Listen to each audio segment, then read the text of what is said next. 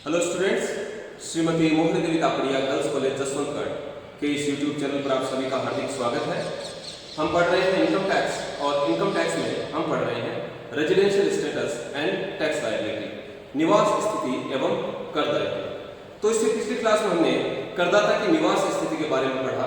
कि आयकर अधिनियम में कुछ शर्तें निर्धारित की गई हैं और उन शर्तों की पूर्ति के आधार पर ही किसी करदाता की निवास स्थिति का निर्धारण किया जा सकता है। करदाता की निवास स्थिति में करदाता की निवास स्थिति का निर्धारण किया जाता है कि गत वर्ष में कोई करदाता भारत में निवासी था, असाधारण निवासी था या अनिवासी था। तो करदाता की नागरिकता का करदाता की निवास स्थिति पर कोई प्रभाव नहीं पड़ता। आयकर अधिनियम में जो शर्तें दी गई है उन शर्तों की पूर्ति के आधार पर ही किसी करदाता की निवास स्थिति का निर्धारण किया जाता है और निवास स्थिति के आधार पर ही करदाता के कर दायित्व का निर्धारण किया जाता है कि गत वर्ष में कौन सी आय किसी करदाता की निवास स्थिति के आधार पर कर योग्य होगी अथवा कर योग्य नहीं होगी। तो आज की क्लास में हम निवास स्थिति के आधार पर कर दायित्व का निर्धारण किस प्रकार से किया जाता है पढ़ेंगे। तो हमने कुछ आयों का विवरण लिया है, कुछ आय हमने यहाँ पर लिखी है, जिनमें से पहली है भारत में उपार्जित एवं प्राप्त की गई आय। भारत में उपार्जित यानी कि उस आय के संबंध में जो करदाता है उसको अधिकार प्राप्त हो जाता है, वो आय वास्तव में प्राप्त नहीं होती। मान लीजिए उदाहरण के लिए कि अगर कोई करदाता कहीं कर्मचारी के रूप में नौकरी करता है तो जैसे ही उसका महीना समाप्त होने के बाद में जो उस महीने का जो वेतन है वो उसके द्वारा उपार्जित कर लिया हुआ माना जाएगा। उस महीने के वेतन पर उस करदाता का कर्मचारी का अधिकार हो जाता है वेतन प्राप्ति का, इसलिए ऐसी आय उपार्जित मानी जाती है। जिस आय पर को प्राप्त करने का अधिकार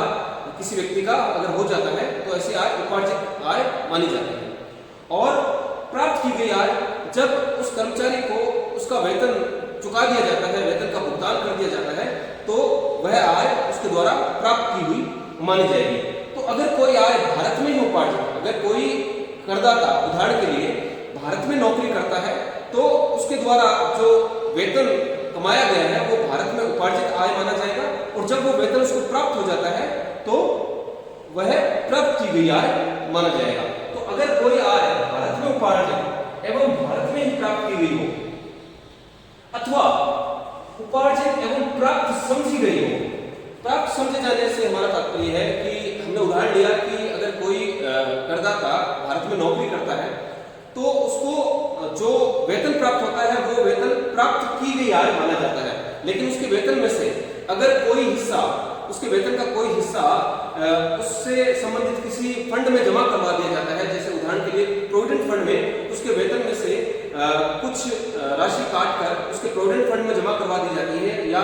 जो उसका एम्प्लॉयर है, नियोक्ता है, वो अपनी तरफ से कर्मचारी के लिए कोई पैसा प्रोविडेंट फंड में जमा करवाता है, तो ऐसी आय उसके लिए प्राप्त समझी गई आय मानी जाती है। हालांकि वास्तव में उसको वो आय प्राप्त नहीं हुई, उसके खाते में जमा नहीं करवाई गई, लेकिन उसके बिहाफ पर उसके लिए किसी अन्य कोष में जमा करवा दी गई है, इसलिए ऐसी आय प्राप्त समझी गई आय मानी जाएगी। तो अगर कोई आय, चाहे व्यवसायिक आय हो चाहे नौकरी की आय हो, कोई आय भारत में उपार्जित, भारत में रहकर भारत में की गई क्रियाओं से अगर कोई आय कमाई जाती है, उपार्जित कर ली जाती है, तो वो आय भारत में उपार्जित मानी जाएगी और उस आय को जब वास्तव में प्राप्त किया जाता है तो वो भारत में प्राप्त की गई मानी जाएगी। तो अगर कोई आय भारत में उपार्जित की जाए और भारत में ही प्राप्त की जाए तो ऐसी आय सभी प्रकार के करदाताओं के लिए कर योग्य होती है। तो करदाता में हमने पढ़ा था कि करदाता की स्थिति, करदाता की जो निवास स्थिति है वो निवासी की हो सकती है, असाधारण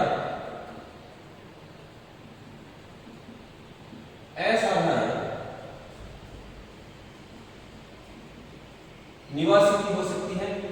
या फिर अनिवासी की हो सकती है।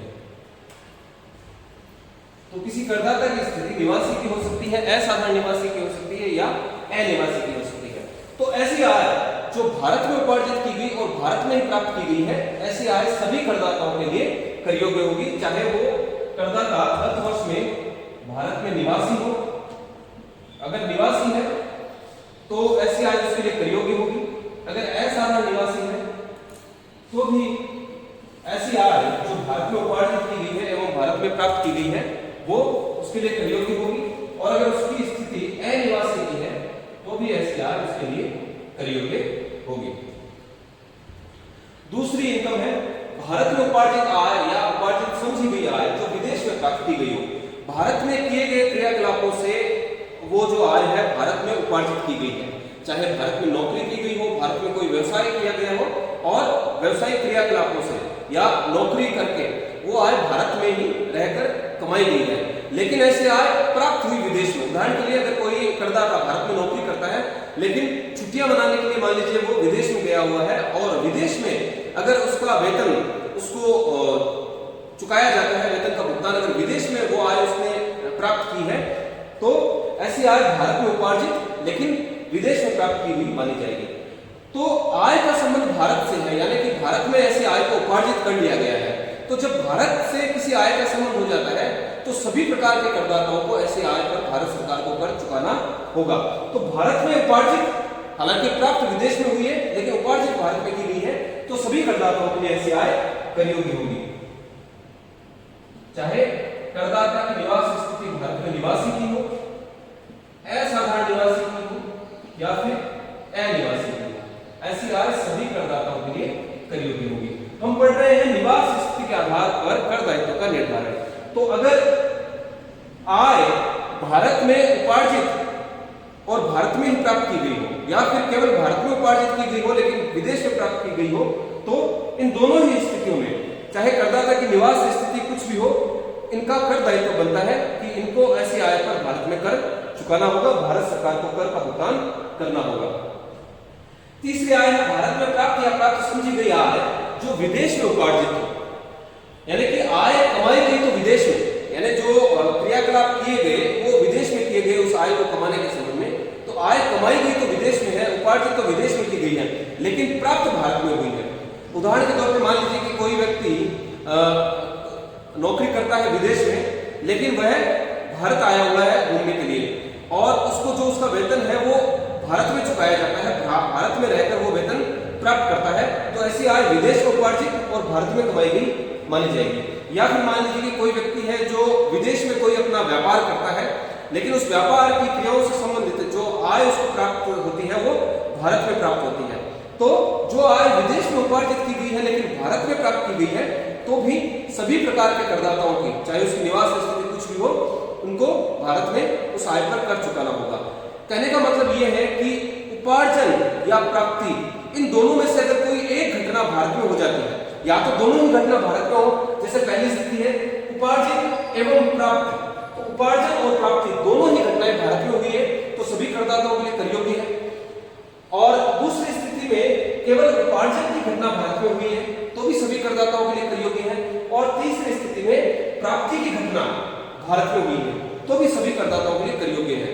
कहने का मतलब कि उपार्जन या प्राप्ति इन दोनों में से अगर कोई एक भी घटना भारत में हो जाती है, या तो वो आय भारत में उपार्जित की जाए, कमाई जाए, या फिर कोई आय भारत में प्राप्त की जाए, इन दोनों में से अगर एक भी घटना भारत में घटित हो जाती है तो सभी करदाताओं के लिए, चाहे वो करदाता निवासी हो, असाधारण निवासी हो या अनिवासी हो, सभी प्रकार के करदाताओं के लिए वो आय कर योग्य होती है। तो जो आय भारत में प्राप्त की गई है लेकिन उपार्जित विदेश में की गई है तो भी सभी करदाताओं के लिए वो आय कर योग्य होगी। जब हम यहां पर सभी करदाताओं की बात कर रहे हैं तो सभी करदाताओं से हमारा तात्पर्य इस क्लास के लिए है निवासी, असाधारण निवासी और अनिवासी से। बाहर अर्जित एवं भारत के बाहर प्राप्त आय, तो आय भारत के बाहर ही उपार्जित की गई है, विदेश में ही उपार्जित की गई है और उस आय को विदेश में ही प्राप्त किया गया है। तो हमने बात की थी कि उपार्जन या प्राप्ति में से कोई एक घटना अगर भारत में घटित होती है तो सभी करदाताओं के लिए कर योग्य होती है, लेकिन यहाँ पर उपार्जन और प्राप्ति दोनों ही घटनाएं भारत के बाहर हुई है। तब हमको देखना पड़ेगा कि जो आय भारत के बाहर ही उपार्जित की गई और भारत के बाहर ही प्राप्त की गई है, क्या उस आय का संबंध भारत से है, यानी कि अगर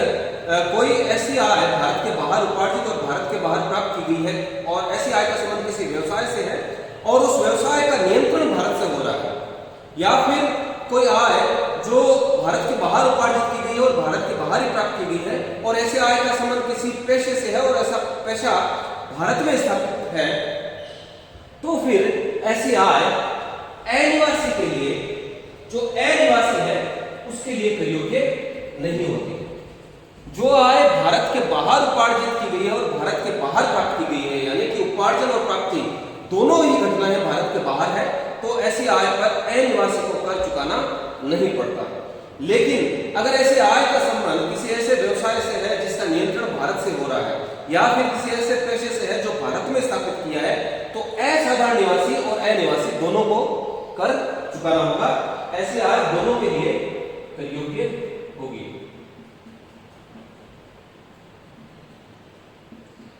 लेकिन ऐसी आय अनिवासी के लिए कर योग्य नहीं होगी। और पांचवी स्थिति है भारत के बाहर उपार्जित एवं भारत के बाहर ही प्राप्त। तो कोई आय भारत के बाहर ही उपार्जित की गई है और भारत के बाहर ही प्राप्त की गई है, और उस आय का संबंध भारत में स्थापित किसी पेशे या भारत से नियंत्रण किसी व्यवसाय से नहीं है, जैसा कि चौथी स्थिति में दिया गया है।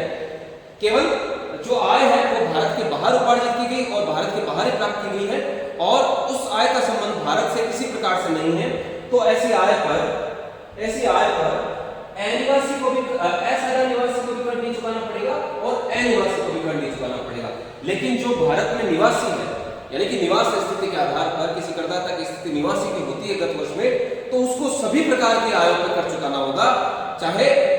कोई आय भारत के बाहर उपार्जित हो और भारत के बाहर ही प्राप्त हो, तो निवासी को ऐसी आय पर कर चुकाना होगा। तो अब तक 5 जो है आय हमने पढ़ी है, और इन पांचों स्थितियों में जो निवासी है उसको सभी प्रकार की आय पर कर चुकाना होगा, चाहे आय भारत में उपार्जित की गई हो और भारत में ही प्राप्त की गई हो, या फिर भारत में उपार्जित की गई हो भारत के बाहर प्राप्त की गई हो,